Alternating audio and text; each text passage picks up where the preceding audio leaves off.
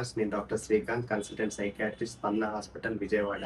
ఈ వీడియోలో నేను మీకు మానసికంగా ఆరోగ్యంగా ఉండాలంటే కావాల్సిన కొన్ని చిట్కాలు నేను మీకు వివరిస్తాను. ఒక వ్యక్తి ఆరోగ్యంగా ఉన్నారంటే శారీరక ఆరోగ్యంతో పాటు మానసికంగా కూడా ఆరోగ్యంగా ఉండాలి. అప్పుడే పూర్తిగా తను ఆరోగ్యంగా ఉన్నారని మనం చెప్పగలం. మానసికంగా ఆరోగ్యంగా ఉన్నట్లయితే రోజువారీ ఒత్తిడిని మనం జయించగలుగుతాము. సరైన నిర్ణయాలు తీసుకోగలుగుతాము. ఇతరులతో ఆరోగ్యకరమైన సంబంధాలు కలిగి ఉండగలుగుతాము. సో, ఈ మానసికంగా ఆరోగ్యంగా ఉండటానికి కొన్ని చిట్కాలు నేను మీకు చెప్తాను. రోజు మీకోసం తగినంత సమయం, ఉదాహరణకి మీకు నచ్చిన పుస్తకం చదవటం, నచ్చిన పని చేయటం, నచ్చిన పాటలు ఏదైనా వినటం, కొద్దిసేపు గార్డెనింగ్ చేయటం, అలాంటి కొద్దిసేపు రోజులో కొద్దిసేపు చేయటం మూలాన మీకు మానసికంగా ఆరోగ్యంగా ఉండగలచ్చు. నిద్ర మరియు సరైన ఆహారం తీసుకోవటం. రోజుకి 6, 7 గంటలు సరిపడా నిద్ర ఉండాలి. రోజుకి టైంకి సరైన ఆహారం తీసుకోవాలి. పౌష్టికాహారం తీసుకోవాలి. నిద్ర మరియు ఆహారం మంచిగా తీసుకున్నట్లయితే శరీరం మీకు మానసికంగా ఆరోగ్యంగా ఉండటానికి సహాయం చేస్తది. రోజు కొద్దిసేపు వ్యాయామం చేయాలి. ఉదాహరణకి 30-45 నిమిషాల పాటు వ్యాయామం చేయటం చాలా ముఖ్యం.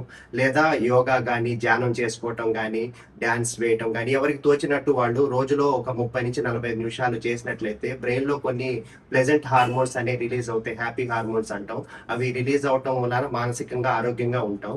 ఇంకా ఏంటంటే కుటుంబంతో సరైన సమయం గడపటం, మీకేదైనా ఇబ్బంది కలిగినప్పుడు గానీ, కష్టమైనా గానీ, సుఖమైనా గానీ కుటుంబ సభ్యులతో పంచుకోవటం వల్ల సగం బాధ మీకు తగ్గుతుంది. దానివల్ల కూడా మీరు మానసికంగా ఆరోగ్యంగా ఉంటారు. ఇంకా చాలా మంది ఏంటంటే ఈ ఆధునిక కాలంలో సోషల్ మీడియా, ఫేస్‌బుక్ అని, ఇన్‌స్టాగ్రామ్ అని ఎక్కువ సమయం ఫోన్‌లోనే ఉండిపోయి నలుగురితో కలవకుండా ఒంటరిగా ఉండటం జరుగుతుంది. ఈ సోషల్ మీడియాలో ఎక్కువ ఉండటం మూలాన ట్రాలింగ్ మూలాన ఎక్కువగా నిరాశకు లోనవ్వటం లాంటివి జరుగుతుంది.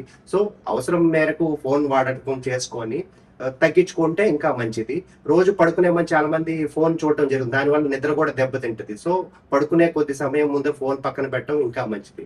ఇంకా మానసికంగా ఆరోగ్యం కోసం శ్వాస మీద ధ్యాస పెట్టడం, రోజు కొద్దిసేపు బ్రీతింగ్ ఎక్సర్సైజ్ లాంటివి చేయటం, కొన్ని రోజులు ఒక 5, 6 సార్లు చేసినట్లయితే మీకు ఒత్తిడి గాని, టెన్షన్ గాని కలిగినప్పుడు మీ అంతట మీరు తగ్గించుకోవడానికి సహాయం చేస్తది.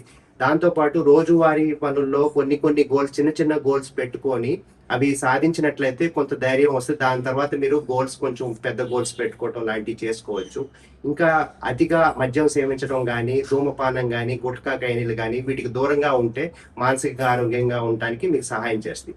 ఇవన్నీ పాటించినా కూడా మీకేదన్నా నిద్రలో ఇబ్బంది గానీ, లేపోతే దిగులుగా ఉండటం గానీ, బాధగా ఉండటం గానీ, చికాకుగా ఉండటం గానీ, దేని మీద ధ్యాస లేకపోవడం గానీ, ఆందోళనగా ఉన్నట్లయితే సహాయం కోసం మీ దగ్గరలో సైకియాట్రిస్ట్ గానీ, లేపోతే కౌన్సిలర్‌ని గానీ కలిసినట్టయితే వాళ్ళు మీ సమస్యను గుర్తించి సరైన వైద్యం గానీ, థెరపీ గానీ ఇవ్వడం జరుగుతుంది. దీనివల్ల మీరు ఆరోగ్యంగా ఉంటారు.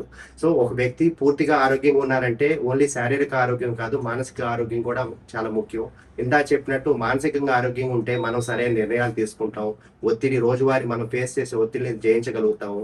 నలుగురితో మంచిగా ఆరోగ్యకరమైన సంబంధాలు కలిగి ఉండటం జరుగుతుంది.